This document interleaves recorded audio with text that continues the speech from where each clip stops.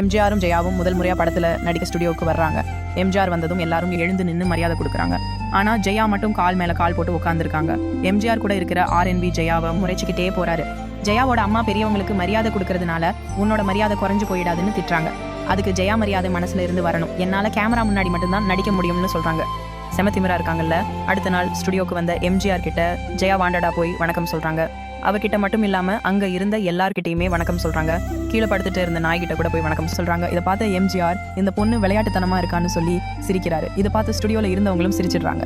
இப்ப அந்த படத்துக்கான ஃபைட் சீன் ஷூட் பண்ணிட்டு இருக்கும்போது தெரியாதனமா ஒருத்தருக்கு அடிபட்டுடுச்சு. இதை பார்த்த எம்ஜிஆர் அண்ணே என்னாச்சு அண்ணேன்னு சொல்லி ஓடி போய் அண்ணனை உடனே என் கார்லேயே ஹாஸ்பிட்டலுக்கு கூட்டிட்டு போங்கன்னு சொல்றாரு. ஹாஸ்பிட்டல்ல ஆகிற செலவையும் நாங்களே பாத்துக்கிறோம்னு சொல்லி அனுப்புறாரு. இதை பார்த்து ஜெயா எம்ஜிஆர் வரும்போது இப்ப மனசார எழுந்து நின்று மரியாதை கொடுக்குறாங்க. எம்ஜிஆரோட மனுஷத்தன்மையை பார்த்து ஜெயாவுக்கு அவர் மேல ஒரு மரியாதை வந்துருச்சு பாரு. இப்ப எம்ஜிஆரும் ஜெயாவும் முதல் டூயட் சாங் ஆடுறாங்க. ஆனா ரொமான்ஸே பார்த்தலைன்னு டைரக்டர் கட் சொல்லிட்டாரு. இன்னும் கொஞ்சம் ரொமான்டிக்கா இருக்கணும்னு கேட்கிறாரு. ஆனா அவங்களால சரியா ஆக்ட் பண்ண முடியல. திரும்பவும் டேக் போகுது. ஆனா காட் தான் இதை பார்த்து எம்ஜிஆர் ஒரு சின்ன பிரேக் அப்புறம் கண்டினியூ பண்ணலாம்னு சொல்லிடுறாரு. அப்புறம் ரெண்டு பேரும் காஃபி குடிச்சுக்கிட்டே இருக்காங்க. எம்ஜிஆர் உங்க அம்மா உன்னை என்னன்னு கூப்பிடுவாங்கன்னு கேட்கிறாரு. அம்முன்னு சொல்றாங்க. அதுக்கு எம்ஜிஆர் அம்மு நீ என்ன அம்மாவா நினைச்சு கட்டிப்பிடி உனக்கு கூச்சமா இருக்காதுன்னு சொல்றாரு.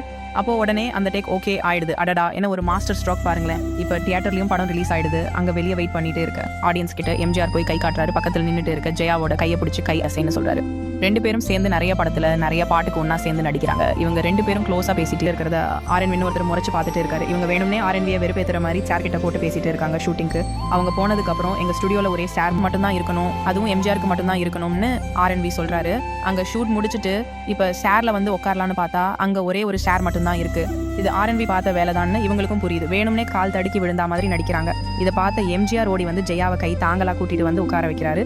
பின்னாடி நின்றுட்டு இருக்கிறவரா இப்ப நக்கலா திரும்பி பாக்குறாங்க.